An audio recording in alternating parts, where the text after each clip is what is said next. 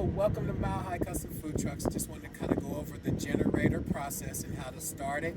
You're going to be able to start it from the inside of the truck, but we're also going to do a demonstration where you can actually start it on the outside of the truck as a backup. So anytime you get ready to start the generator when it's cold, you're going to always want to push it down. That's going to prime it. Then there's a light that's going to come on right here. As soon as that light comes on, then you're going to immediately push up until the generator completely starts.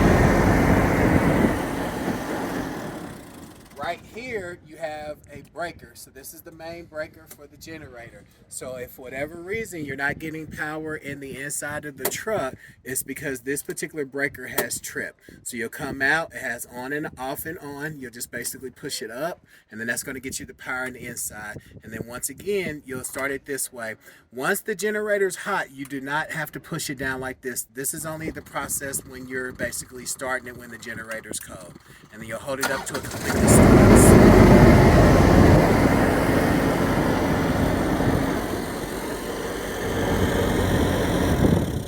The exhaust is up under the bottom. This is your fuel tank here. This is 20 gallons. It burns approximately a gallon an hour. You have a fuel gauge here, and it shows that it's about a quarter of a tank here on the fuel gauge there. It takes diesel for this because this is a diesel generator. The truck, it takes regular gas because it is a gas truck.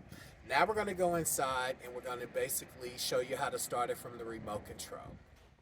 All right, so we're going to continue in the inside. This is the remote control that starts the generator from the inside. So 90% of the time you'll always be able to start it here. It's very seldom you'll have to ever start it at the generator, but it just gives you that option if necessary. So when the generator's cold, you're going to hold this down just like I demonstrated outside, and then when it lights up, you're going to hold it until it starts completely. Alright, generator's on. So now we've got power into the truck itself. So then what you'll do is, this is called the transfer box right here. So we're on generator power, which says generator supply. It has on right here, so you can see that. And when we're using brick and mortar power, when you're using your extension cord to power all the electricity in the inside of the truck, you'll basically want to switch it this way to where now you're utilizing the brick and mortar power, which is considered your utility supply.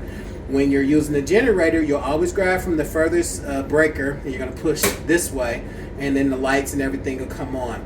Anytime you plug into the truck or run the generator, either way, you'll always want to start with the breakers being off. I'm just giving you a demonstration.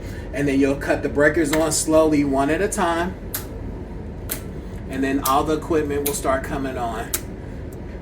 If it has an on and off switch like the oven, you'll need to cut that on manually.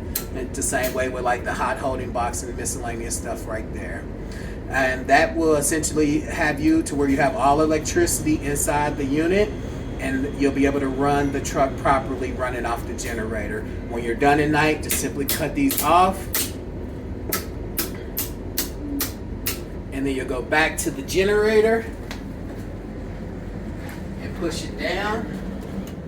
And then that essentially cuts off the generator once you push it down right there. Once the generator's warm, again, you do not have to push it down to prime it. You'll just be able to simply come here and push it up. And then the generator fire right up. Thank you and appreciate your time.